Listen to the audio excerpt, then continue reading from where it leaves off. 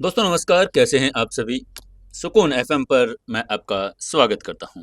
अगर आपने अभी तक चैनल को सब्सक्राइब नहीं किया है तो जल्दी से चैनल को सब्सक्राइब कर लें और कहानी को ज़्यादा से ज़्यादा प्यार दें और अपने दोस्तों तक इसे शेयर ज़रूर करें। दोस्तों, जैसा मैंने कल आपसे पूछा था कि कोई एक इंसान कितने लोगों से प्यार कर सकता है, आप लोगों के बहुत प्यारे प्यारे कमेंट आए हैं। इस कमेंट में आलोक इकोनॉमिक्स एकेडमी लिखते हैं, कियारा और पायल समर की दोनों वाइफ बना दो। ये सबसे गजब कमेंट लगा मेरे को आलोक भाई। और उनका रिप्लाई करते हैं सुरजीत जी। वो कहते हैं कि अभी तो एक ही वॉशिंग बोर्ड लिया है, फिर दो लेने पड़ेंगे। क्या बात है, ये गजब रिप्लाई किया इन लोगों ने। इंटरनेशनल विलेजर लिखते हैं, अरे यार मेन कैरेक्टर राजा की तरह होता है अगर तुम कुछ समझदार हो तो। फिर इनका रिप्लाई करते हैं सुरजीत जी, हाँ यार बात तो सही है, मेन कैरेक्टर थोड़ा सा डाउन हो रहा है। तो दोस्तों, ऐसा नहीं है कि मेन कैरेक्टर डाउन हो रहा है, मेन कैरेक्टर को अभी बनने में टाइम लग रहा है, क्योंकि उसको हर चीज़ को देखना पड़ता है। बरकत अली जी लिखते हैं, प्यार से फ़र्क बरही समर का कैरेक्टर के हिसाब से अच्छा रोल है। थैंक यू सो मच बरकत भाई। फ़ारूक अहमद लिखते हैं, married man can not make other girls friends. अच्छा जी, क्या बात है। इंटरनेशनल विलेजर लिखते हैं, भीष्म पितामह के पिता विरोध होते हुए भी विवाह करते हैं और बहुत सी स्टोरीज में मेन कैरेक्टर के डैड की दो और उससे ज़्यादा वाइफ्स हैं। ब्रदर यार, मेरा नाम स्टोरी में मेंशन ना कर माय फ्रेंड। ओके भाई, ओके, मैं आगे से नहीं करूँगा, सॉरी। राधे जी लिखते हैं, भाई एक ही बार होता है तभी तो आप तक सिंगल हैं। अच्छा जी। वो लिखते हैं, सीक्रेट बिलेनियर सुना भाई, मैं करेक्टर बहुत गर्लफ्रेंड है और जॉबलेस घर जमाई में भी करेक्टर की दो गर्लफ्रेंड है। ब्रदर कियारा और पायल दोनों को ही ले आओ साथ में। ठीक है ब्रदर। ताहिर याकूब जी लिखते हैं, प्यार सिर्फ एक से होता है मगर कभी कभी समय ऐसा आ जाता है कि मजबूरी में इंसान भटक जाता है। बिल्कुल सही बात है जी। बलिंदर जांगड़ा लिखते हैं, पहला प्यार कभी नहीं भुलाया जाता, लॉयल्टी वेरी वेल। बिल्कुल सर। अनिल जी लिखते हैं, बहुत बहुत हार्ट भेजते हैं। प्रदीप सिंह चौहान लिखते हैं, nice story, thank you so much brother. Ashish Mishra लगते हैं, आदमी का दिल तो दरिया होता है, हम प्यार खत्म कहाँ होता है। बिल्कुल सही बात है जी, एकदम बढ़िया बात कही आपने। रामकिशोर मीना लिखते हैं, समर को एक ही गर्लफ्रेंड बनानी चाहिए, सभी गर्लफ्रेंड की इज्जत करते हुए अच्छे दोस्त बनाने चाहिए। ये बात बिल्कुल सही कही सर आपने। और इनका रिप्लाई करते हैं भारती भारद्वाज, सही कहा, हर लड़की के साथ रिश्ता रखने वाला और शादीशुदा आदमी कैरेक्टरलेस कहलाता है। देवी जी फिर से आप। ये आपस में कमेंट कर रहे हैं। आलोक जी फिर लिखते हैं, बार बार हो सकता है कारण बहु विवाह प्रथा पुराने जमाने से चली आ रही है। बिल्कुल सही बात है जी। नौशाद अली कहते हैं, जब अपनी बीवी ने इंजॉय करने का कोई मौका नहीं दिया तो दूसरा कोई लड़की मौका दे देती है तो कोई भी लड़का मौका ले लेगा। दूसरे बाद में ये ही कि प्यार एक ही बार नहीं दो तीन बार भी हो सकता है, इसलिए समर को दूसरा लड़की को गर्लफ्रेंड बनाया और प्यार करना कोई गलत बात नहीं है। ये बात आपकी बिल्कुल सही है। राकेश मिश्रा जी कहते हैं, आदमी को ज़िंदगी में एक ही बार प्यार करना चाहिए, एक से ही संबंध बनाने चाहिए। बिल्कुल सर। दीपक कुमार जी लिखते हैं, आधे से ज़्यादा तो आप ही बोलते हो। बिल्कुल जी, मैं ही बोलूँगा सर, क्योंकि मैं ही तो कहानी सुना रहा हूँ। पवन कुमार जी लिखते हैं, नहीं Sanuk Chhetri, people have to be free in life और गुड मेकिंग। बिल्कुल सर। साहिल प्रसाद जी लिखते हैं, जीवन साथी को धोखा देना गलत है, वहीं कियारा गैर मर्दों के साथ काम करे तो समर को कैसा लगेगा। बिल्कुल सही बात है। वैभव गौर लिखते हैं, there is no doubt your story are too good but just summer character make loyal. Sir बिल्कुल लॉयल ही है ये, आप चिंता ना करें। इशफाक शाह जी लिखते हैं, सर जी सच्चा प्यार एक बार होता है, दोस्त अच्छे भी जिंदगी में एक बार मिलता है। सच्चा दोस्त ऐसा होता है कि साथ दिल के हर बात भी कर सकते हैं। बिल्कुल सही बात है sir. Farooq Ahmed ji, love is one time. बिल्कुल सुरजीत जी, मन कर रहा है कि कितनी जल्दी पूरी कहानी सुन पाऊँ। Thank you so much sir. Rahul Kumar ji लिखते हैं, सारा दिन की परेशानी कहानी सुनने के बाद दूर हो जाती है। बहुत बहुत धन्यवाद, आपका भी बहुत बहुत धन्यवाद, आप कहानी सुनते हैं बड़े प्यार से। Munawar Ahmed ji, good story. Rakesh Singh ji, nice story, thank you so much. Sandeep Kumar, nice story, thank you sir. Rajesh Kumar, Rajkumar, good story, thank you. Ankit भाई, वेरी गुड। बनवर लाल से, नाइस स्टोरी भाई, thank you. A to Z लिखते हैं, super, thank you so much sir. Jashoda Bandlai, very nice, thank you sir. Balinder Jangar, Ram Ram भाई जी, राम राम जी भाई जी। दोस्तों, आप लोगों के कमेंट पढ़कर बहुत अच्छा लगता है, आप ऐसे ही कमेंट करते रहें। और आज का सवाल आपके लिए ये है, क्या आप लोगों ने किसी से सच्चा प्यार किया है? अगर आप लोगों ने किसी से सच्चा प्यार किया है, अगर आप उसका नाम अपनी इस कहानी में दिलवाना चाहते हैं कि अगर कहीं वो सुन रहे हैं, तो वो आपकी कहानी और आपके प्यार को समझ सके, तो अपने प्यार का नाम और अपने उस शहर का नाम जहाँ पर आपको प्यार हुआ था, वो ज़रूर से ज़रूर लिखकर हमारे पास भेजें। हम आपकी बात उन तक पहुँचाने में पूरा ध्यान देंगे। तो जल्दी-जल्दी सभी कमेंट करना ना भूलें। चलिए ज़्यादा टाइम न लगाते हुए आज की सीक्रेट घर जमाई के एपिसोड नंबर 36 में आपका स्वागत है। शुरू करते हैं कहानी। और दोस्तों, अगर किसी को ये तरीका अच्छा नहीं लगा कमेंट पढ़ने का, तो हम लास्ट में भी पढ़ सकते हैं। प्लीज़ आप ये भी कमेंट करके बताएं। शुरू करते हैं कहानी। समर सुबह सुबह जब अग्रवाल इंडस्ट्री पहुंचा तो उसने देखा वहां जिया उसको ढूंढ रही थी। जिया ने उसको सम्मानित किया और शाम को एसपी की डिनर पार्टी में इनवाइट देकर चली गई। उसके बाद समर कियारा के ऑफिस में चला गया। वहां दोनों किस कर रहे थे। इरा ने उन दोनों को देख लिया था। थोड़ी देर बाद सोचने के बाद समर ने एक बहाना बनाते हुए कहा, डायरेक्टर ईरा, सीओ मैडम को अचानक सांस लेने में दिक्कत हो रही थी। मैं तो उनको सीपीआर दे रहा था। प्लीज गलत मत समझना। उसका बहाना इतना घटिया था कि इरा के होठ फड़कने लगे। वो अवाक रह गई। उसने मन ही मन सोचा, क्या तुम मुझे मूर्ख समझते हो? अगर सीओ कियारा को सांस लेने में दिक्कत हो रही थी तो वो आराम से पहले बैठती और तुम हवा नाक में जा रही फिर पेन के थ्रू भी फूंक मार सकते थे। ऐसे कौन सीपीआर देता है? कमर में हाथ डालकर खड़े होकर होठों पर किस करते हुए। बेवकूफ। कियारा भी समर का बहाना सुनकर अवाक रह गई कि उसका उसे जोरदार किक मारने का मन कर रहा था। उसके ऑफिस में बड़ी बड़ी खिड़कियां थी और खुली हवा भी आती थी। सभी को पता था कि कियारा को सांस में कोई दिक्कत नहीं। वो अभी अभी सबके सामने सही सलामत नीचे से ही तो आई थी। इतनी जल्दी सीपीआर की जरूरत कैसे पड़ गई? क्योंकि समर ने बहाना दे दिया था, इसलिए कियारा को यही बहाना अच्छा लगा, चाहे वो कितना भी घटिया क्यों ना हो। उसकी किस्मत एक दूसरे से जुड़ी हुई थी। कियारा ने हल्के से मुस्कुराते हुए ईरा से कहा, डायरेक्टर ईरा, मिस्टर समर सही कह रहे हैं। मैं जब नीचे से ऊपर आई तो अचानक मुझे चक्कर आ गया। सांस लेने में दिक्कत होने लगी, इसलिए वो मुझे सीपीआर देकर मेरी मदद कर रहे थे। बाकी डायरेक्टर ईरा, एक बात का ध्यान रखना, मैं नहीं चाहते कि हम तीनों के अलावा ये बात किसी को पता चले। लोग गलत समझेंगे। आप इस बात को समझ सकती हैं कि मैं एक लड़की हूं। अगर किसी को इस बात का पता चला तो मेरी ही बदनामी होगी। इसलिए चाहे इसको मेरी रिक्वेस्ट समझो या ऑर्डर, लेकिन किसी को प्लीज बताना मत। सीओ की बात सुनकर इरा के होठ फिर से फड़कने लगे। वो उलझन में थी और उसके मन में हजारों सवाल घूम रहे थे। उसने मन ही मन सोचा, साफ साफ पता चल रहा है कि ये समर बकवास कर रहा है, लेकिन सीओ उसकी बकवास में साथ कैसे दे सकती है? क्या चक्कर है इनका? लेकिन कियारा कंपनी में सीओ और इरा की सीनियर थी। कियारा सही थी, भले ही उसने कहा हो कि 1 और 2 11 नहीं होते, तो हर हाल में उसकी बात माननी पड़ेगी। इसलिए इरा ने सिर हिलाकर कियारा को आश्वासन देते हुए कहा, सीओ मैडम, आप निश्चिंत रहें, मैं किसी को कुछ नहीं बताऊंगी। जब तक वो सीओ की बातें सुनती रहेगी तब तक सच्चाई क्या थी इससे कोई फर्क नहीं पड़ता। इरा सेल्स डिपार्टमेंट की डायरेक्टर बनी क्योंकि उसका आईक्यू और ईक्यू भी अच्छा था। कियारा ने भौहें सिकोड़ते हुए पूछा, ओह हाँ डायरेक्टर इरा, क्या बात है? क्या हुआ? किस काम के लिए आप यहाँ आई थी? उसने देखा कि इरा बेचैनी से ऑफिस में आई थी।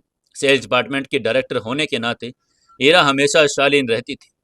इरा ने तभी भौहें सिकोड़ी और बेचैन होते हुए कहा, सीओ मैम, मामला गंभीर है। कियारा ने इरा को बैठने का इशारा किया और उससे पूछा, क्या हुआ है? डिटेल में बताओ। लेकिन इरा बैठी नहीं। इसके बजाय उसने समर की तरफ देखा। मामला कंपनी के रहस्यों से जुड़ा था, इसलिए वो सोच रही थी कि समर के सामने बात कर सकती है या नहीं। भले ही वो समर के करीब थी, उसकी अच्छी दोस्त थी, लेकिन वो कंपनी की डायरेक्टर थी, इसलिए इस वक्त दोस्ती से ज्यादा कंपनी जरूरी थी। कियारा ने इरा की चिंताओं को समझ लिया। उसने मुस्कुराते हुए कहा, समर कोई बाहरी नहीं है, तुम बोल सकती हो, वो किसी को नहीं बताएंगे। कियारा का आश्वासन मिलने के बाद इरा ने भी संकोच नहीं किया। उसने कहा, सीओ मैम, मुझे अभी खबर मिली है कि एक लड़की हमारी कंपनी पर नकली ज्वेलरी बेचने का आरोप लगा रही है। वो कंपनी पर लीगल एक्शन लेना चाहती है। इरा की बात सुनकर कियारा का दिल धड़क उठा। वो अपनी कुर्सी से उठ खड़ी हुई। उसने शौक होते हुए पूछा, क्या किसी ने हमारी कंपनी में नकली ज्वेलरी खरीदी? वो कंपनी पर केस करना चाहती है, ऐसा कैसे? किसी कंपनी के लिए सबसे इंपॉर्टेंट चीज रेपुटेशन, और अगर ये मामला थाने में पहुंचा तो रेपुटेशन की तो लग गई। इसके अलावा वो लड़की कंपनी पर लीगल एक्शन भी लेना चाहती है। ये बात अगर मीडिया में लीक हो गई तो कंपनी तो बर्बाद हो जाएगी। कियारा ने जल्दी से पूछा, डायरेक्टर ईरा, क्या उस लड़की के साथ डील करने का कोई प्लान किया है? किस सेल्स पर्सन ने उसको ज्वेलरी बेची? कहीं ऐसा तो नहीं कि उसी सेल्स पर्सन ने उस लड़की को लालच में नकली ज्वेलरी दे दी हो? हमें पता लगाना चाहिए ऐसा क्या हुआ है। ईरा ने जवाब दिया, सीओ मैडम, वो एक नकली ब्रेसलेट नीलम का खरीद कर लेकर गई थी।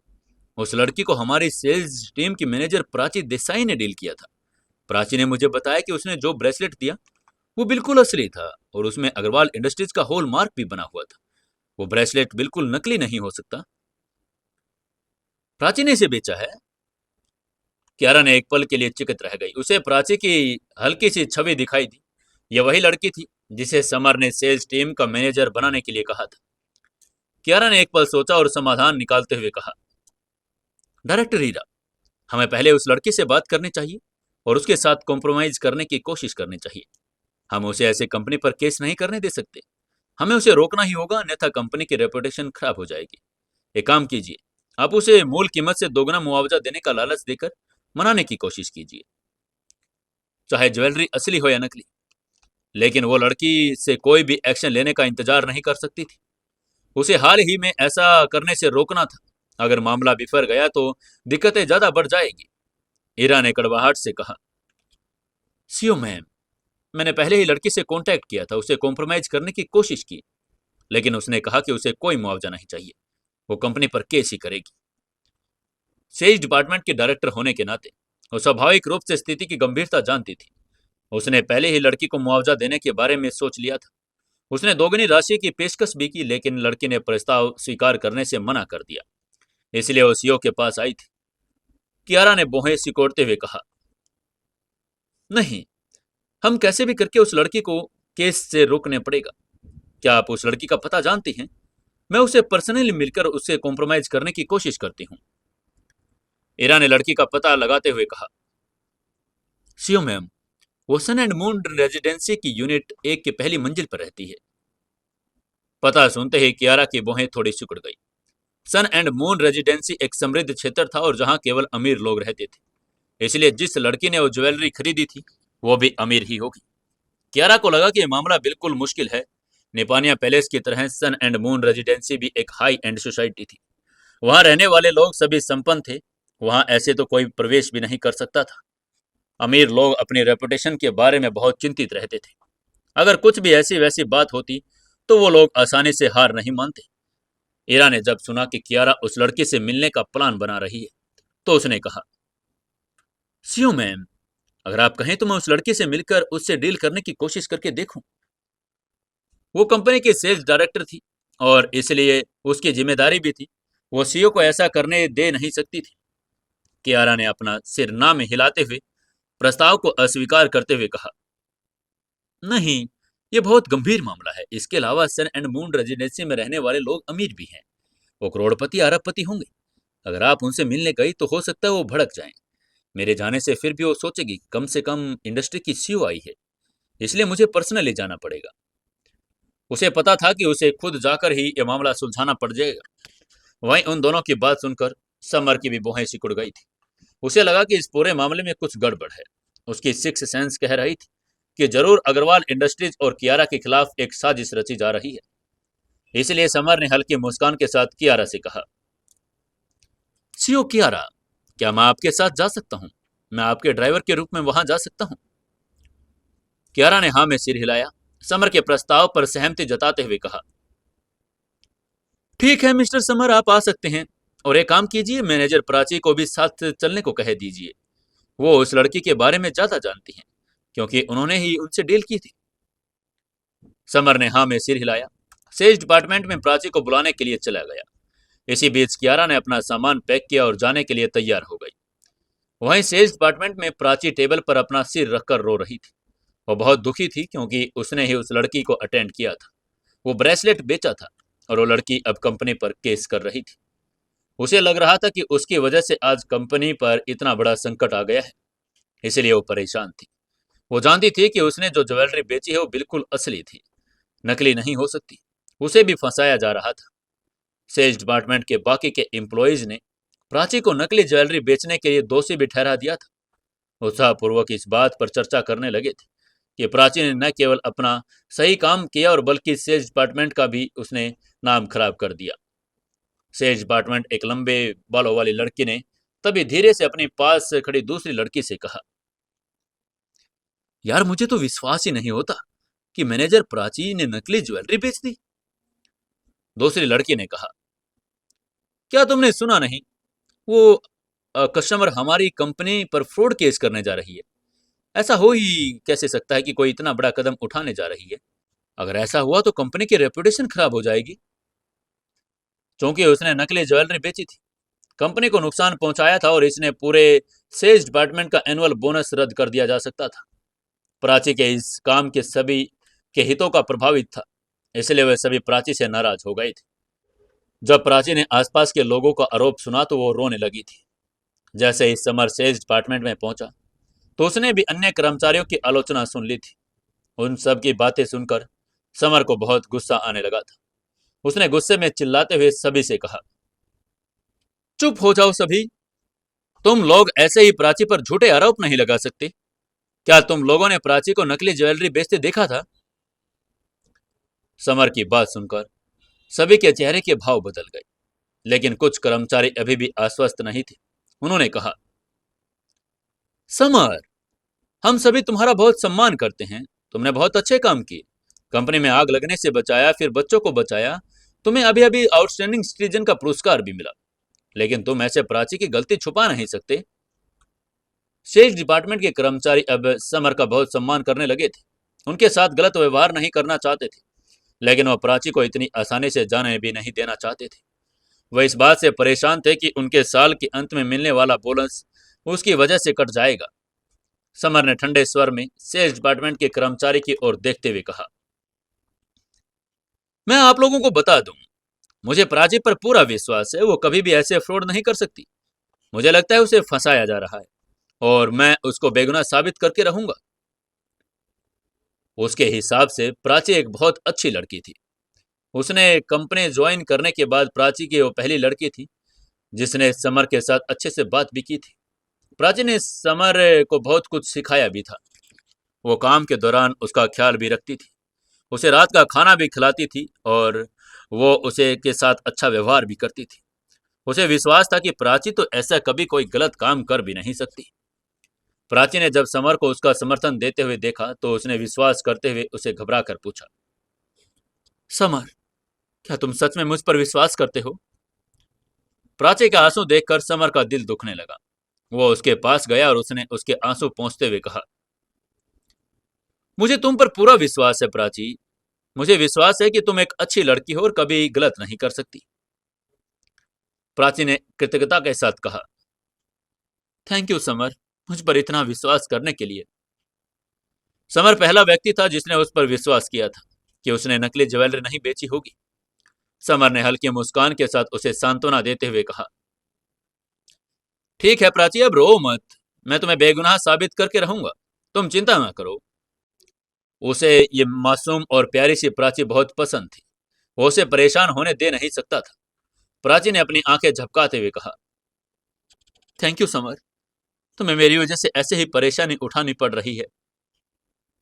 समर ने उसकी बात को इग्नोर करते हुए सीधे मुद्दे पर आते हुए कहा, प्राची, सीईओ कियारा ने तुम्हें मुझे बुलाने के लिए कहा है।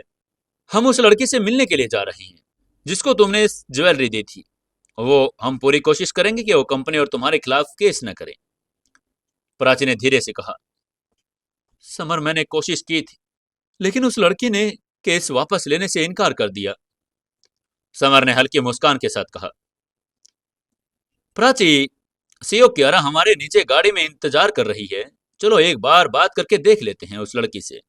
ऐसे यहाँ बैठे बैठे रोने से कुछ भी नहीं होगा। अगर यहाँ बैठे रोने से बात सोल्व होती तो मैं भी तुम्हारे पास बैठकर रो लेता हूँ। ये कहते वो रोने की एक्टिंग करने लगा। उसकी ऐसी एक्टिंग देखकर प्राची की हंसी छूट गई। फिर वो समर के साथ नीचे चली गई। उस समय कियारा अपनी बीएमडब्ल्यू के बगल पर खड़ी थी, उसके आने का इंतजार कर रही थी। प्राची ने कियारा को देखा और तेजी से उसकी ओर बढ़ी, उससे माफी मांगते हुए बोली, CO Kiara, I am sorry, please मुझे माफ कर दीजिए, यह सब मेरी गलती है, मैंने कंपनी को परेशानी में डाल दिया। कियारा ने मुस्कुराते हुए उसे सांत्वना देते हुए कहा, अरे कोई बात नहीं प्राची, ये तुम्हारी गलती नहीं है, तुमने तो सिर्फ कंपनी का प्रोडक्ट बेचा है, भले ही वो नकली हो या असली, इसमें तुम्हारी क्या गलती। इसके अलावा मुझे तुम पर पूरा विश्वास है। सीओ कियारा की बात सुनकर प्राची बहुत भावुक हो गई। उसने शुरू में सोचा था कि कियारा उसे दोषी ठहराएगी, उसे उम्मीद नहीं थी कि वो उसे सांत्वना देगी।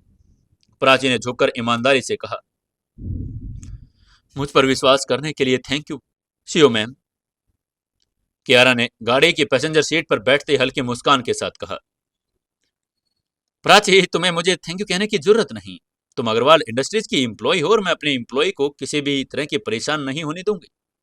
चलो अब गाड़ी में बैठो, हम उस लड़की से मिलने जाने वाले हैं जिसने ज्वेलरी खरीदी थी, कॉम्प्रोमाइज करने की कोशिश करेंगे। कियारा कंपनी के एम्प्लॉय के प्रति बहुत प्रोटेक्टिव भी थी, जिसके कारण सभी एम्प्लॉय उसका सम्मान भी करते थे। और समर ने गाड़ी का दरवाजा खोला, प्राची को पीछे की सीट पर बैठने के लिए कहा। वो ड्राइवर की सीट पर बैठ गया और कार चलाने लगा। चाबी घुमाई, एक्सीलेटर दबाया और स्टीयरिंग व्हील घुमा दिया।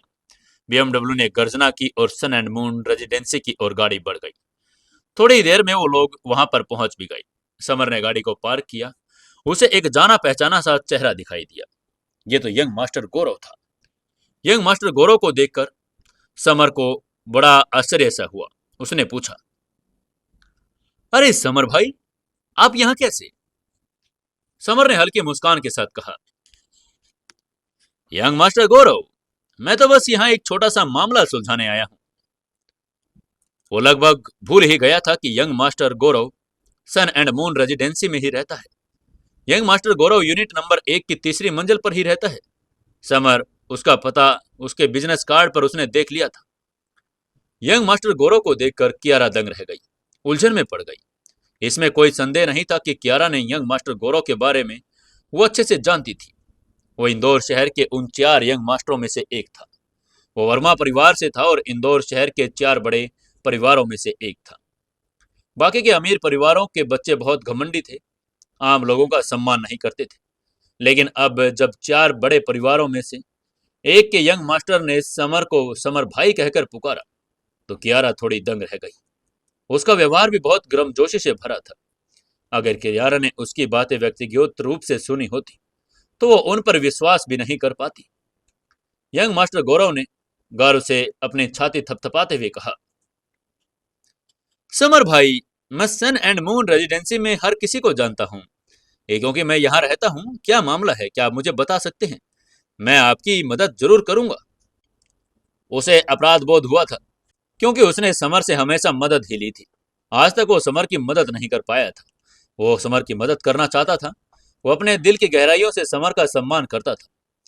यंग मास्टर गौरव की बात सुनकर समर की आंखें चमक उठी। उसे अभी भी नहीं पता था कि वो लड़की कौन है।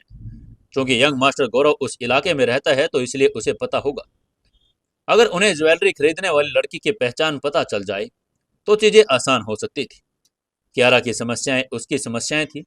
स्वाभाविक रूप से उसे अपनी पत्नी के इस मामले को हल करने की आवश्यकता थी।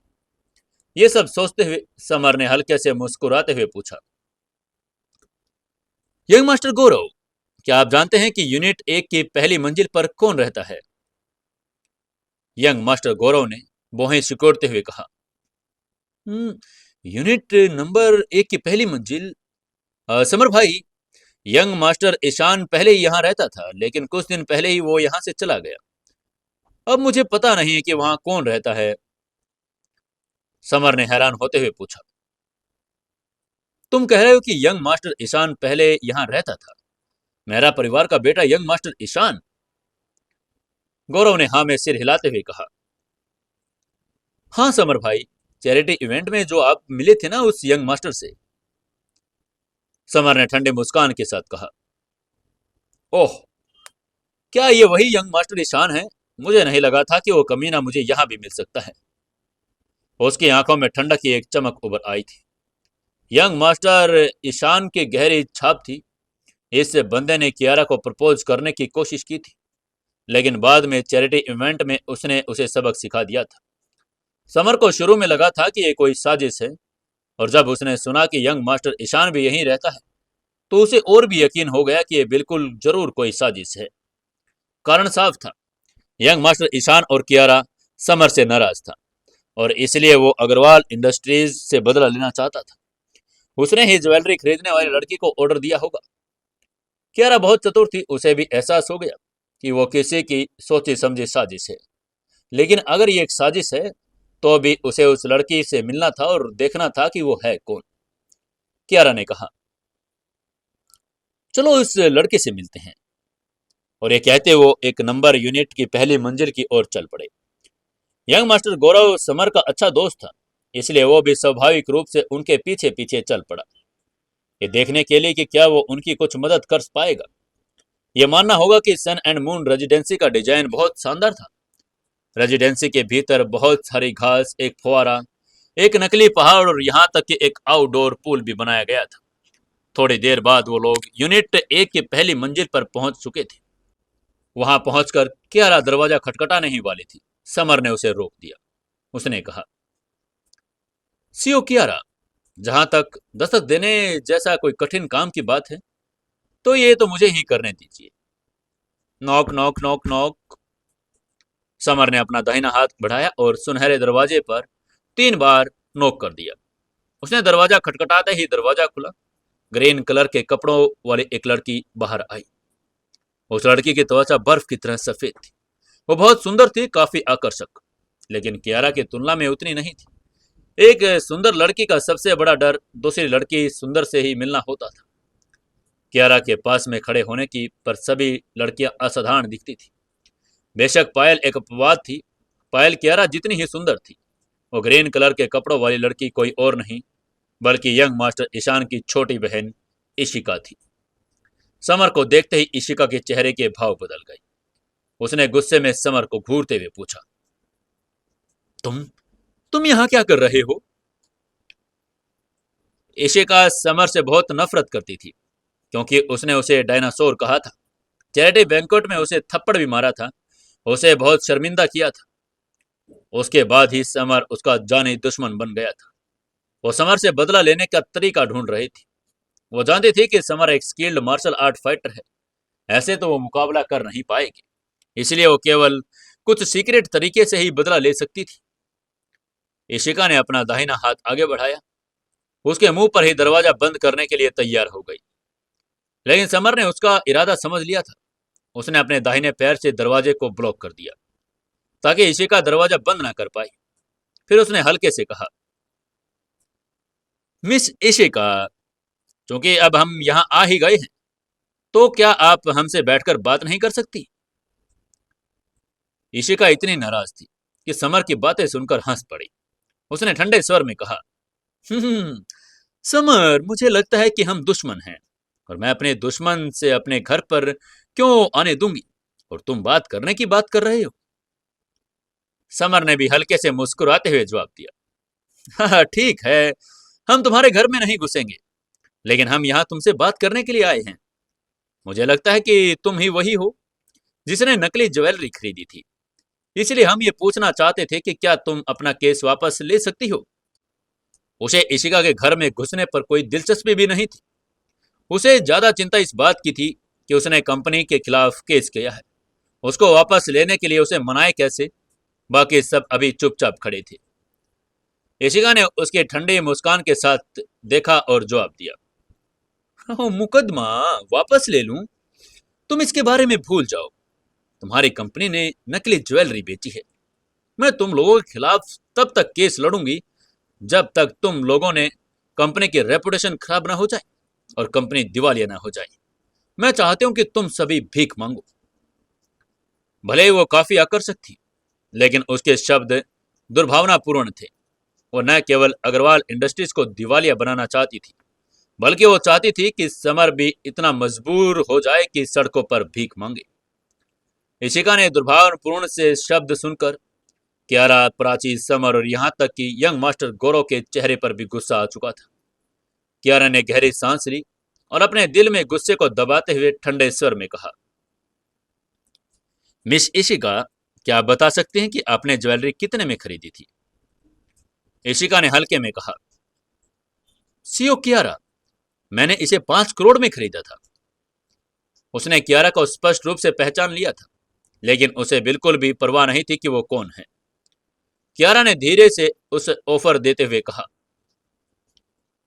मिस इशिका, अगर आप केस वापस ले लेंगी तो मैं आपको आपके द्वारा चुकाई गई राशि का 2 गुना दूंगी। मैं आपको मुआवजे के रूप में 10 करोड़ रुपए दे सकती हूँ। इशिका ने गुस्से में कहा, 10 करोड़ रुपए? सीओ कियारा, क्या मैं आपको भिखारी लगती हूँ जो आप मुझे भीख दे रही हैं? कियारा ने थोड़ा लालच बढ़ाते हुए कहा, अगर आपको लगता है कि ये बहुत कम है तो मैं आपको 20 करोड़ दे सकती हूँ। यह आपके किए गए भुगतान की चौगुनी राशि है। इशिका ने फिर भी ठंडे मुस्कान के साथ कियारा का तिरस्कार करते हुए कहा, नहीं नहीं, मैं केस वापस नहीं लूंगी। तो मुझे मनाने की कोशिश करना छोड़ दो। और ये पैसे का मामला नहीं है, क्योंकि उसका मकसद तो अग्रवाल इंडस्ट्रीज को बर्बाद करना था, समर और कियारा से बदला लेना था। दोस्तों, क्वेश्चन का आंसर जरूर देना, बताना कि अगर आपका कोई प्रेमिका या प्रेमी है और जिनका आप अगर इस कहानी में नाम लेना चाहते हैं और उनको डेडिकेट करना चाहते हैं कहानी, तो प्लीज़ आप उनका नाम लिखें और कमेंट करके हमें बताएं। हम आपकी आवाज़ उन तक जरूर पहुंचाएंगे। आपने प्यार किया है नहीं किया, ये भी कमेंट करके बताएं। अगर अग्रवाल इंडस्ट्रीज दिवालिया हो गई, समर सड़कों पर आ गया, तो इशिका उसके पास जाकर उसे अपमानित कर सकती थी। ऐसे ही उसके दिल को सुकून मिल जाएगा, उसका बदला भी पूरा हो सकता था।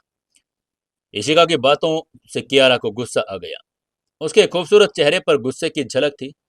वो जानती थी कि यह लड़की जानबूझकर अग्रवाल इंडस्ट्रीज को निशाना बना रही है, खास तौर पर समर और उसे। क्योंकि इशिका ने मुआवजा लेने से मना कर दिया, इसीलिए कियारा के पास कोई दूसरा उपाय सोचने के अलावा विकल्प था नहीं। वो चुपचाप खड़ी होकर कंपनी की रेपुटेशन को बर्बाद होता हुआ देख नहीं सकती थी। कियारा ने तभी मुस्कुराते हुए कहा, मिस इशिका, चूंकि आप दावा करती हैं कि कंपनी से आपने जो नीलम ब्रेसलेट खरीदा है वो नकली है, इसलिए प्लीज आप मुझे वो ब्रेसलेट दिखा सकती हैं। मुझे देखना है कि ये वाकई में नकली है या असली। कियारा के शब्द बिल्कुल सटीक थे। कियारा की बातें सुनकर इशिका भौचक्की रह गई। उसने ठंडे स्वर में कहा, लेकिन वो नीलम में ब्रेसलेट मेरे पास है नहीं, तो मैं आपको कैसे दिखा सकती हूँ? इशिका और उसके भाई ने पहले ही अनुमान लगा लिया था कि कियारा ब्रेसलेट की जांच करने के लिए उनसे मिलने आएगी, इसलिए उन्होंने ब्रेसलेट को पहले ही दूसरी जगह पर रखवा दिया था। कियारा ठंडे स्वर में मुस्कुराई। वो इशिका की बेशर्म हरकतों से नाराज थी। उसने महसूस कर लिया था कि इशिका उन्हें गिराने का दृढ़ संकल्प ले चुकी है। उसने पहले ही जवाबी कार्रवाई के बारे में सोच रखा था। कियारा ने ठंडे स्वर में मुस्कुराते हुए कहा, मिस इशिका, अगर आप हमें ब्रेसलेट नहीं दिखा सकती तो मैं केवल इतना कह सकती हूँ कि आप ये सब ड्रामा कर रही हैं। शायद कंपनी ने आपको असली ब्रेसलेट बेचा हो। आपने कंपनी को फंसाने के लिए उसे नकली ब्रेसलेट में बदल दिया हो। मैं आप पर मानहानि का दावा कर सकती हूँ। कियारा को लोग ऐसे ही बिजनेस क्वीन नहीं कहते थे। वो अपने स्किल्स और योग्यता के कारण ही अग्रवाल इंडस्ट्री की सीईओ बनी थी। अगर इसी का ब्रेसलेट नहीं दिखा रही थी तो केस को साबित करने के लिए उसके पास सबूत नहीं था। वो इशिका पर मानहानि का दावा कर सकती थी। इशिका ने हल्के से कहा, सच कहूं तो नीलम ब्रेसलेट मेरे पास नहीं है। मैंने इसे पहले ही एंटिक एसोसिएशन को सौंप दिया है। एंटिक एसोसिएशन एंटिक किंग प्रतियोगिता आयोजित कर रही है। मैंने जो नीलम ब्रेसलेट खरीदा है वो प्रमाणित पीस में से एक था। उसके शब्द हल्के थे, लेकिन कियारा को वो चौंका देने वाले थे। उसका चेहरा तुरंत पीला पड़ गया। इशिका कितनी दुष्ट थी। वह एंटिक किंग प्रतियोगिता में नीलम ब्रेसलेट कैसे जमा कर सकती थी? इशिका को ठंडी निगाहों से कियारा ने देखा और वो उसे थप्पड़ मारना चाहती थी। समर ने कियारा का पीला चेहरा देखकर पूछा, सीओ मैडम, अब ये कौन सा कंपटीशन है? क्योंकि वो तो अभी इंदौर आया था, उसे शहर के बारे में हर कंपटीशन की जानकारी थी नहीं। कियारा ने कड़वी मुस्कान के साथ कहा, इंदौर शहर की एंटीक चीजों की एसोसिएशन हर साल एंटीक किंग नाम की एक प्रतियोगिता आयोजित करती है। इस कार्यक्रम में सभी अरिस्टोक्रेट, शहर के अमीर परिवार और पब्लिक फिगर्स भाग लेते हैं। कंपटीशन के दौरान जो व्यक्ति सबसे अधिक मात्रा में एंटीक वस्तुओं और ज्वेलरी की अथॉरिटी सर्टिफाइड करेगा उसे एंटीक किंग माना जाएगा। कियारा के समझाने के बाद समर को आखिरकार कंपटीशन की बात समझ में आ गई। सीधे शब्दों में कहें तो यह एक प्रतियोगिता थी जिसमें उच्च अधिकारी सीईओ सार्वजनिक हस्ती के सामने कुछ प्राचीन वस्तुओं और आभूषणों की प्रामाणिकता प्रमाणित की जाएगी। समर को आखिरकार इशिका की दुर्भावना समझ में आ गई थी। उसने अग्रवाल इंडस्ट्री से खरीदी गई ज्वेलरी को एंटीक की प्रतियोगिता में जमा कर दिया था। अगर कंपटीशन में मौजूद लोगों ने कह दिया कि वो नकली है तो इंदौर शहर में हर कोई मान लेगा कि अग्रवाल इंडस्ट्रीज ने नकली ज्वेलरी बेची है। समर का मानना था कि कंपनी द्वारा बेची जाने वाली ज्वेलरी असली थी। हालांकि इशिका ने एंटीक कंपटीशन में जमा करने से पहले असली ज्वेलरी को नकली ज्वेलरी में बदल दिया और अगर सब कुछ उसकी योजना के अनुसार हुआ तो कंपनी की रेपुटेशन बर्बाद होकर रहेगी। यंग मास्टर ईशान और इशिका बहुत गलत आदमी थे। वो वास्तव में कंपनी को बर्बाद करना चाहते थे। कियारा का चेहरा भयानक रूप से पीला पड़ गया। उसका शरीर कांप उठा और जब उसने कंपनी पर आने वाली आपदा के बारे में सोचा तो बेचारी लगभग गिरना के हो गई। शुक्र है कि समर ने उसे समय रहते संभाल लिया था। कियारा के हालात देखकर समर का दिल दुखने लगा। उसने उसको संभालते हुए कहा, सीयू मैडम, क्योंकि वो नीलम ब्रेसलेट यहाँ नहीं है तो चलिए हम भी यहाँ से चलते हैं। कियारा का दिमाग चकरा गया। उसने सिर हिलाया और कहा, हाँ चलिए, यह हमारे लिए यहाँ कुछ भी नहीं है। कियारा स्वाभाविक रूप से इशिका को जानती थी। वो मेहरा परिवार की यंग मिस्ट्रेस थी। मेहरा परिवार इंदौर शहर के 4 बड़े परिवारों में से एक था। उनकी अरबों की अग्रवाल इंडस्ट्रीज से कहीं ज्यादा बड़ी इंडस्ट्री थी। अग्रवाल इंडस्ट्रीज को खत्म करना उनके लिए बहुत आसान काम था। इशिका ने कियारा का पीला चेहरा देखकर उत्साह से कहा, अरे अरे, तुम इतनी सी छोटी चोट भी नहीं झेल सकती। मैं तुम्हें बता दूं, कल कंपटीशन में तुम्हारी कंपनी पूरी बदनाम हो जाएगी। फिर कैसे सहन करोगी? तभी समर ने इशिका को जोरदार थप्पड़ मार दिया। उसका चेहरा सूज गया और उसके चेहरे पर हाथ का निशान भी दिखने लगा। इशिका ने अपना सूजा हुआ चेहरा पकड़ते हुए गुस्से में चिल्लाते हुए कहा, समर, कमीने, तुम्हारी हिम्मत कैसे हुई मुझे मारने की? लेकिन समर ने उसकी बात को इग्नोर करते हुए फिर से उसके चेहरे पर एक और थप्पड़ मारा। वो समर से नफरत करती थी। वो गुस्से में फिर भी कुछ बड़बड़ाने लगी। समर ने उसके अपमान को सुनकर फिर से थप्पड़ मारा। इशिका स्तब्ध रह गई और चक्कर खाकर गिर रही थी। समर ने इशिका पर बहुत गुस्सा आ रहा था क्योंकि उसने कियारा को गुस्सा दिलाया जिसकी वजह से वो बेहोश हो गई। वो मार खाने के लायक ही थी, इसलिए वो खुद को रोक नहीं पाया। इशिका ने समर को उदास होकर देखा, लेकिन उसने फिर से कुछ कहने की हिम्मत नहीं की। वो जानती थी कि अगर उसने फिर अपमान करने की कोशिश की तो उसे वो फिर थप्पड़ मारेगा। समर ने कियारा को पकड़ते हुए कहा, चलो सीओ मैडम, अब हमें चलना चाहिए। और प्राची और यंग मास्टर गौरव के साथ वहां से बाहर की तरफ चल पड़ा। इशिका ने समर को जाता हुआ देखकर उससे कहा, समर, समर, तुम एक भयानक मौत मरोगे। ये कहते हुए उसने दरवाजा बंद कर लिया और गुस्से में चिल्लाते हुए कहा, बाहर आओ, तुम कब तक छिपने का प्लान बना रहे हो? उसकी आवाज सुनते ही हैंडसम सा लड़का बाहर बेडरूम से निकला। उसकी नाक ऊंची थी और चेहरे पर गले के निशान थे। उसने अरमानी सूट और वैन चिरान कंसिस्टेंट घड़ी पहनी हुई थी। ये युवक कोई और नहीं बल्कि यंग मास्टर ईशान था। वो अभी तक बेडरूम में छिपा ही हुआ था।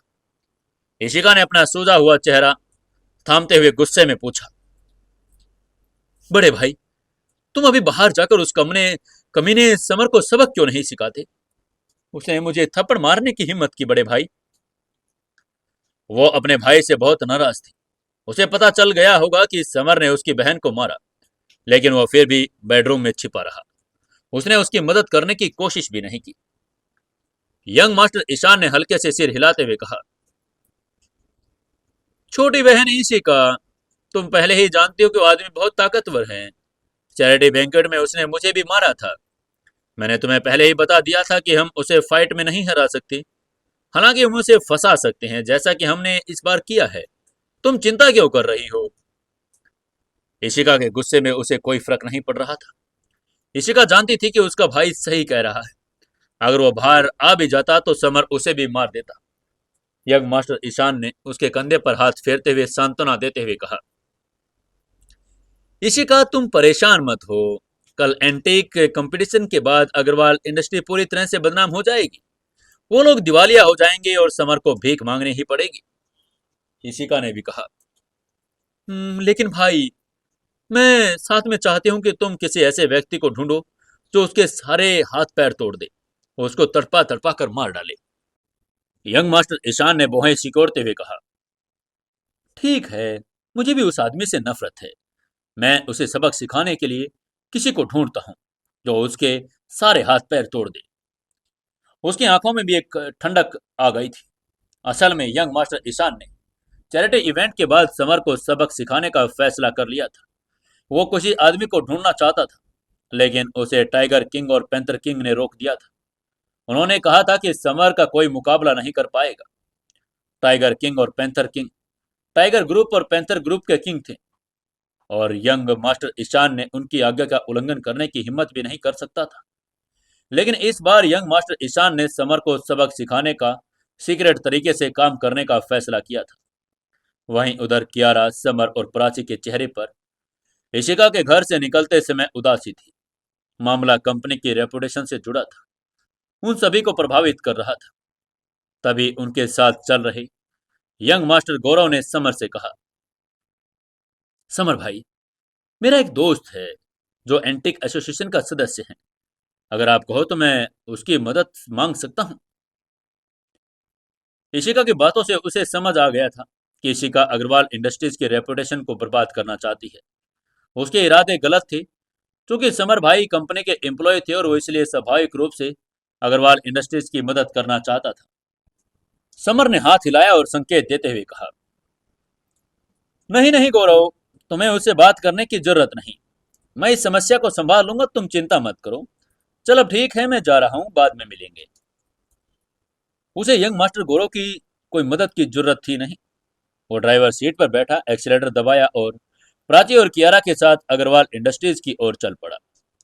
जब वो लोग अग्रवाल इंडस्ट्रीज वापस पहुंचे, समर ने प्राची को गाड़ी से उतरने और सेल्स डिपार्टमेंट में जाने के लिए कहा। जहां तक खुद का सवाल है, वो कियारा के पीछे अपने ऑफिस में चला गया। सीईओ ऑफिस के अंदर कियारा का चेहरा भय से भर गया था। उसकी आंखें सुस्त थी और स्पष्ट रूप से कल वाले कंपटीशन के बारे में वो चिंतित हो चुकी थी। तभी समर ने उसको एक आरामदायक मुस्कान के साथ कहा, हनी, तुम चिंता मत करो, सब ठीक हो जाएगा। कियारा ने समर की बातें सुनकर कड़वाहट से कहा, मैं चिंता क्यों न करूं?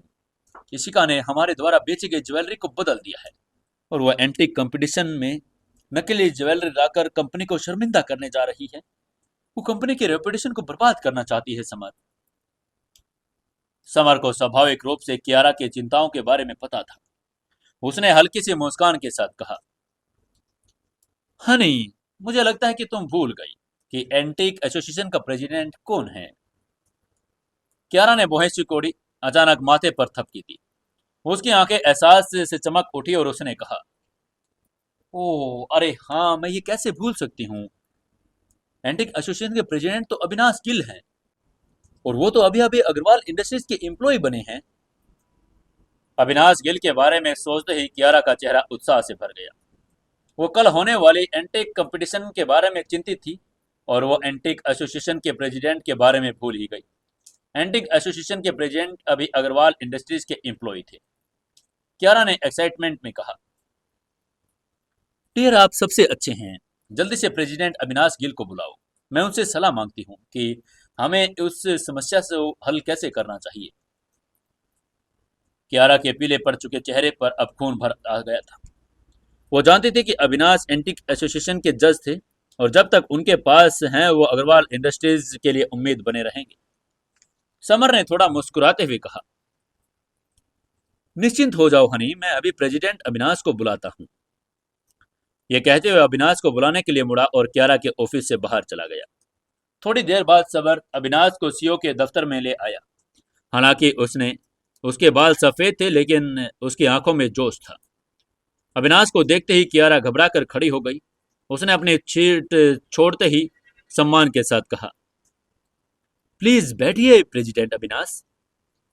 वो जानती थी कि अविनाश अग्रवाल इंडस्ट्रीज का डिजाइनर बनने के लिए उसकी वजह से नहीं, बल्कि समर की वजह से राजी हुआ था। कियारा अविनाश का बहुत सम्मान करती थी। वो उनके सामने अपनी हैसियत के बारे में भी जानती थी। इसके अलावा उसे एक एहसान मांगना था और इसलिए सबसे अच्छा व्यवहार करना जरूरी था।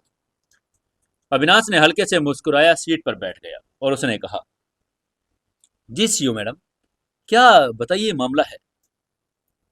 कियारा ने अविनाश के लिए चाय मंगवाई। उसको चाय का कप देते हुए बोली, प्रेसिडेंट अविनाश, मामला कुछ इस तरह है। हमने यंग मिस्ट्रेस इशिका मेहरा को एक ज्वेलरी बेची थी। उसने कहा कि वो ज्वेलरी नकली है और उसने उसे एंटिक एसोसिएशन को सौंप दिया। उसने कल एंटिक कंपटीशन में उस ज्वेलरी को सर्टिफाई करने का अनुरोध किया है। ऐसा करके कियारा ने सभी घटनाएं उनको बता दी। कियारा की बात सुनकर अविनाश ने भौहें सिकोड़ ली और उसने कहा, सीओ कियारा, मेरा मानना है कि आपकी कंपनियां जो ज्वेलरी बेचती हैं वो सर्टिफाइड ही होती हैं। हालांकि मैं मानता हूं ज्वेलरी में इशिका को जरूर कोई बदलाव किया होगा, लेकिन अब जब ज्वेलरी एंटिक एसोसिएशन के पास है तो मैं कुछ नहीं कर पाऊंगा। कियारा ने थोड़ा निराश होते हुए कहा, प्रेसिडेंट अविनाश, आप एंटिक एसोसिएशन के प्रेसिडेंट हैं, क्या वाकई में कुछ नहीं कर सकते। अविनाश ने नाम में सिर हिलाते हुए कहा, सीओ कियारा, मैं सिर्फ एंटिक एसोसिएशन का ऑनरेरी प्रेसिडेंट हूं। मेरी उम्र की वजह से कुछ समय पहले ही रिटायर हो चुका हूं। अब सब कुछ वाइस प्रेसिडेंट सुशांत संभालते हैं। वो ज्वेलरी भी उनके पास ही होगी। ये 1 महीने पहले ही रिटायर हो चुके थे। ये सिर्फ नाम के प्रेसिडेंट थे और अब एसोसिएशन के भीतर कोई भी आंतरिक जिम्मेदारी संभालते नहीं थे। सुशांत का नाम सुनते ही समर के माथे के बल भी चढ़ गए थे। उसे पता था कि ये आदमी वही है जिसने प्रेसिडेंट अविनाश को नकली बांस की चायदानी गिफ्ट की थी, जिसकी वजह से अविनाश बीमार हो गए थे। भले ही समर सुशांत से कभी मिला नहीं था, लेकिन वो सहज रूप से उस पर भरोसा भी नहीं कर सकता था। कियारा को जब यह स्थिति बड़ी कठिनाई का एहसास हुआ तो उसके चेहरे के भाव बदल गए और उसने निराश होते हुए पूछा, प्रेसिडेंट अविनाश, फिर हमें अब क्या करना चाहिए। शुरू में उसे लगा कि अविनाश को बुलाने के बाद पूरी समस्या हल हो जाएगी, लेकिन अब उसे लग रहा था कि जितनी चीजें दिखाई सरल दे रही हैं उतना ये काम आसान था नहीं। अविनाश ने अपनी दाढ़ी को सहलाया और हल्के से कहा, इस मुद्दे को हल करने का एक तरीका और है। कियारा ने पूछा, जी प्रेसिडेंट अविनाश, बताइए क्या उपाय है। अविनाश ने हल्के से मुस्कुराते हुए कहा, ये तो बहुत आसान है। आप एंटी कंपटीशन में भाग लेने के लिए किसी को भेज सकती हैं। कियारा ने कंफ्यूज होते हुए पूछा, प्रेसिडेंट अविनाश, एंटिक को सर्टिफाई करने के लिए हाईली स्पेशलाइज्ड नॉलेज की आवश्यकता होती है। कंपनी में ऐसी प्रतिभा वाला व्यक्ति कोई नहीं।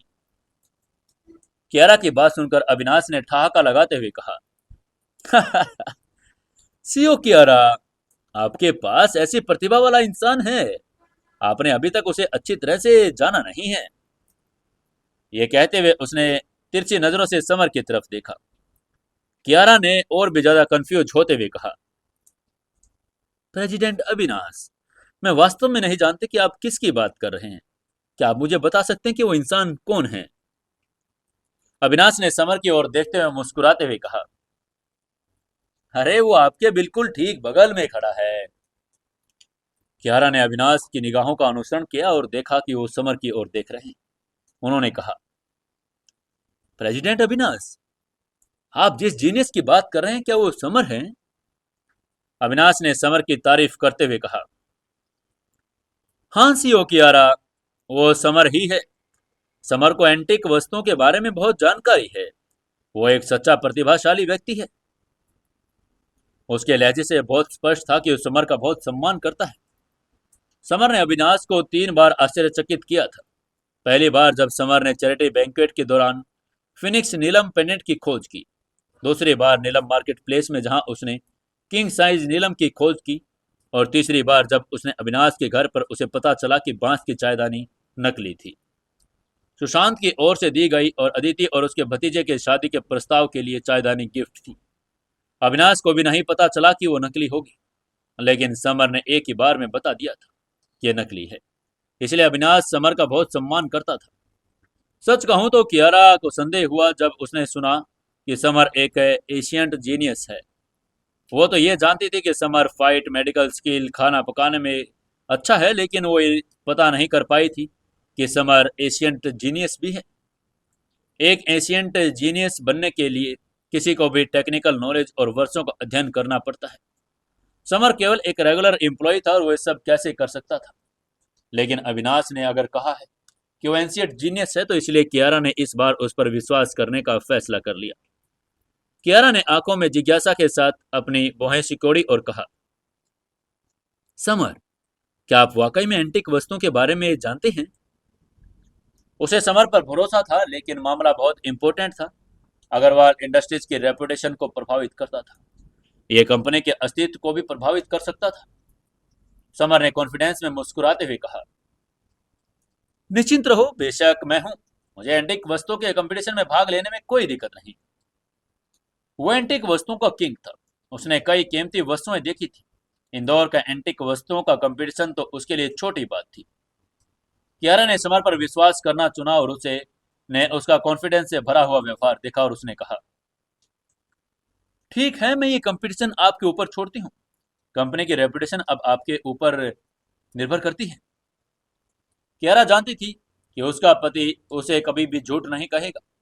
उसे एंटीक वस्तुओं के बारे में वाकई में अच्छी जानकारी होगी। कियारा को अपने पति पर पूरा भरोसा था। अविनाश ने हल्की मुस्कान के साथ कहा, समर, मैं तुम्हें कंपटीशन के लिए रजिस्टर कर दूंगा। तुम कल एंटीक कंपटीशन में भाग लेने के लिए जा सकते हो।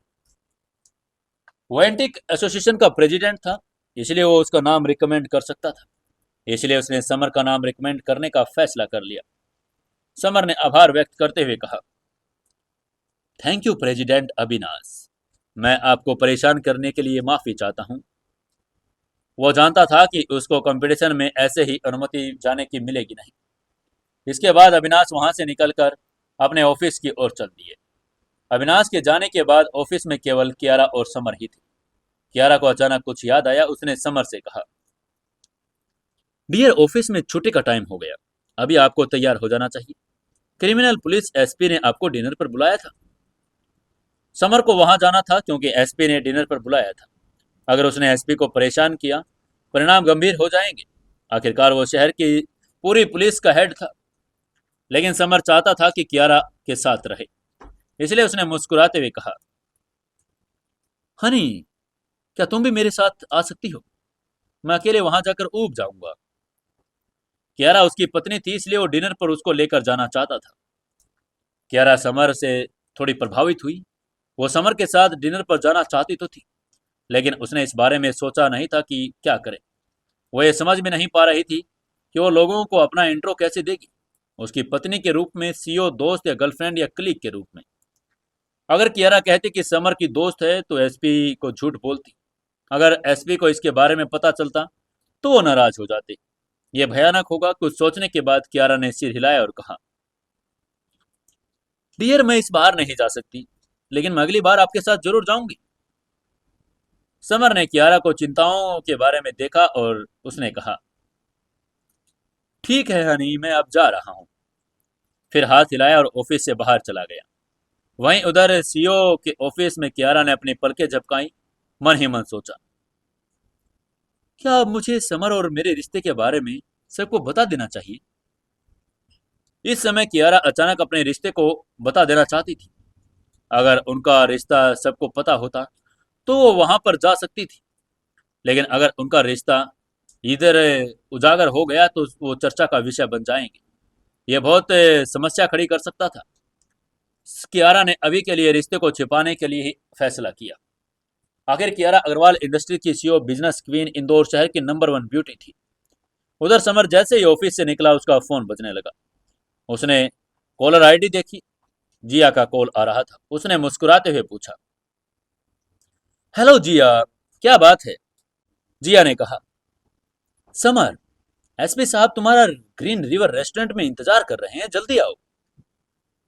जिया की आवाज नरम और कोमल थी। इतनी खूबसूरत आवाज सुनकर समर को बहुत खुशी हुई। उसने कहा, ठीक है जिया, मैं अभी वहां पर आ रहा हूँ। उसके बाद वो जल्दी से वहां पर पहुंच गया। ग्रीन रिवर रेस्टोरेंट एक 5 स्टार होटल था, जिसमें रेस्टोरेंट, मनोरंजन और रहने की व्यवस्था भी थी। जिया ने आज सफेद रंग की ड्रेस पहनी हुई थी। उसकी गोरी त्वचा और बिल्कुल अच्छी लग रही थी। क्योंकि जिया की ड्यूटी ऑफ हो गई थी, इसलिए उसने ये ड्रेस पहनी थी। वो आमतौर पर कभी इस ड्रेस में आती नहीं थी, लेकिन इस बार उसने समर के लिए ड्रेस पहनी थी। समर जब भी ग्रीन रिवर रेस्टोरेंट में पहुंचा, तो जिया को देखकर उसकी आंखें चमक उठी। ड्रेस की वजह से उसका शानदार फिगर और भी निखर कर सामने आ रहा था। वो बहुत ज्यादा आकर्षक लग रही थी। उसके चेहरे जैसे होठ चमक रहे थे। और समर ने आते ही मुस्कुराते हुए कहा, जिया, आज तुम बहुत अच्छी लग रही हो। जिया ने शर्माते हुए कहा, बदमाश, अपनी बदमाशियां बंद करो। तभी जिया ने धीरे से कहा, एसपी साहब अंदर तुम्हारा इंतजार कर रहे हैं। चलो अंदर चलते हैं, लेकिन प्लीज अंदर कोई ऐसी वैसी हरकत मत करना जिसकी वजह से मेरी बेइज्जती हो। जिया ने समर को समझाया और बाह पकड़ते हुए अंदर चली गई। इस समय वीआईपी रूम नंबर 88 अंदर 4 लोग इंतजार कर रहे थे। एक अधेड़ उम्र का आदमी था। वो आदमी लगभग 50 साल का था। उसके चेहरे पर एक मजबूत गहरा कटाव और उसकी आंखें बड़ी बड़ी थी। उसका व्यवहार बिल्कुल सिंसियर था। वो अधेड़ उम्र का आदमी कोई और नहीं, बल्कि Indore city criminal police department की एसपी यशवंत सिंह शेखावत थी। लोग उसे आयरन मास्क एसपी के नाम से भी जानते थे। यशवंत सिंह शेखावत के बगल में 3 लोग और थे। उनके बाई और 30 साल का एक युवक था, जो बड़ी बड़ी आंखें के साथ बैठा हुआ था। समर ने अनुमान लगाया कि वो युवक सुंदर लड़की एक कपल हैं। मध्यम आयु के युवक ने एक संस्कृत व्यक्ति था और युवक का रंग पीला था। जिया ने समर की ओर इशारा करते हुए अंदर जाकर कहा, एसपी सर, मैं उस व्यक्ति को लेकर आई हूं जिससे आप मिलना चाहते थे। पास बैठे वाले आदमी ने उससे कहा, जिया, वो एसपी सर नहीं है, ये तुम्हारे पिता हैं। जिया ने हल्की मुस्कान के साथ कहा, भाई मैं जानती हूँ वो मेरे पिता हैं, लेकिन वो ऑफिशियली पुलिस एसपी और मेरे सीनियर ऑफिसर हैं, इसलिए मैंने कुछ गलत तो नहीं कहा। तभी जिया ने हल्की मुस्कान के साथ समर की ओर इशारा करते हुए यशवंत सिंह शेखावत से कहा, एसपी सर, क्या आप मेरे बॉयफ्रेंड से मिलना नहीं चाहते?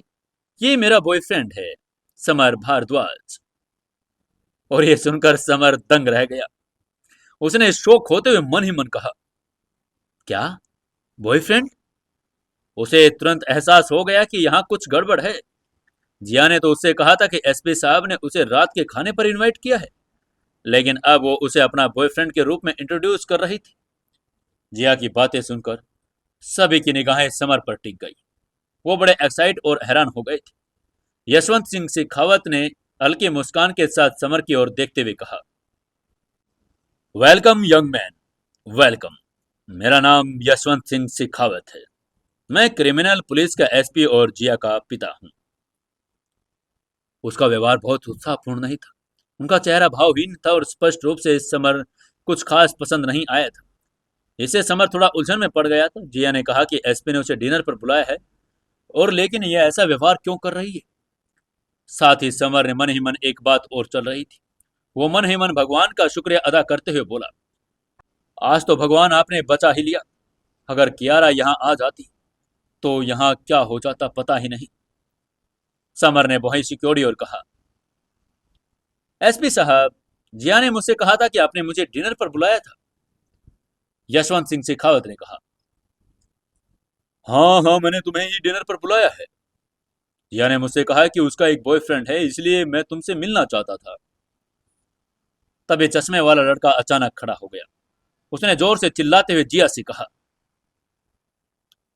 जिया, हम साथ साथ बड़े हुए हैं। तुम जानती हो कि मैं तुम्हें बचपन से पसंद करता हूँ, और मैं तुम्हारे बारे में अच्छी तरह जानता हूँ। तुम्हारा कोई बॉयफ्रेंड नहीं हो सकता। उस युवक का नाम हितेश था। वो जिया के पड़ोस में रहता था। उसके साथ ही पला बड़ा था और विदेश में पढ़ाई करके लौटा था। फिलहाल जिया का पीछा कर रहा था। जिया के पिता हितेश और जिया के रिश्ते के बारे में राजी भी थे, लेकिन तभी जिया ने कहा कि उसका एक बॉयफ्रेंड है। इसलिए उन्होंने जिया से कहा कि वो अपने बॉयफ्रेंड से मिलवाए। जिया ने समर का हाथ थामते हुए एक मुस्कान के साथ कहा, हितेश, सच कहूं तो मैं तुम्हें पसंद नहीं करती। मुझे तो समर पसंद है, वो मेरा बॉयफ्रेंड है और मैं इसी से शादी करूंगी। समर को आखिरकार समझ आ गया था कि हो क्या रहा है। उसने मन ही मन कहा, क्या मुझे आखिरकार समझ आ ही गया कि हो क्या रहा है। जिया मुझे बहाने के तौर पर इस्तेमाल कर रही है। चलो। उसे पता चल गया था कि जिया का पीछा वो युवक कर रहा है और उससे बचने के लिए ही जिया ने यह प्लान बनाया होगा। समर ने मन ही मन अपने आप से कहा, मैं कब से यही सोच रहा था कि क्रिमिनल पुलिस जैसे इतने इंपॉर्टेंट पर्सन अग्रवाल इंडस्ट्रीज के मेरे जैसे रेगुलर एम्प्लॉय को रात पर खाने पर इनवाइट करेंगे क्यों। मामला तो ये था। समर ने नाराजगी में जिया को घूरा और आगे सोचा, जिया, तुम्हें कम से कम मुझे बताना तो चाहिए था कि तुम मुझे बहाने के रूप में इस्तेमाल करने जा रही। ये कितना आश्चर्यजनक हमला है। मैं पूरी तरह से तैयार नहीं हूं। अगर मुझे बता देती तो मैं तैयार होकर आता ना। बेवकूफ लड़की। लेकिन अब मुझे क्या करना चाहिए। समर यही दिमाग लगा रहा था कि अब उसे क्या करना चाहिए। दोस्तों, आप लोगों को भी दिमाग लगाना है और आज का जो सवाल मैंने आपसे पूछा है, आप अपने प्रेमी और प्रेमिका को क्या चीज़ अपने नाम से बुलाना चाहते हैं, हम उनका कहानी में नाम लेंगे। और अगर आप उनकर कोई चीज़ डेडिकेट करना चाहते हैं तो हमें कमेंट करके बताएं। हम आपकी बात उन तक ज़रूर पहुंचाने की कोशिश करेंगे और वो लोग भी ये कहानी सुनेंगे तो उनको इस बात का पता चल जाएगा कि आप उन्हें याद कर रहे हैं। तो प्लीज़ ज़रूर से ज़रूर कमेंट कीजिएगा और अपना नाम ज़रूर से दर्ज करवाइएगा। दोस्तों, कहानी अच्छी लग रही है तो कमेंट ज़रूर कीजिएगा और एक लाइक ज़रूर कर देना और एक शेयर भी कर देना। जिन्होंने अभी तक चैनल को सब्सक्राइब नहीं किया वो चैनल को सब्सक्राइब ज़रूर कर लें।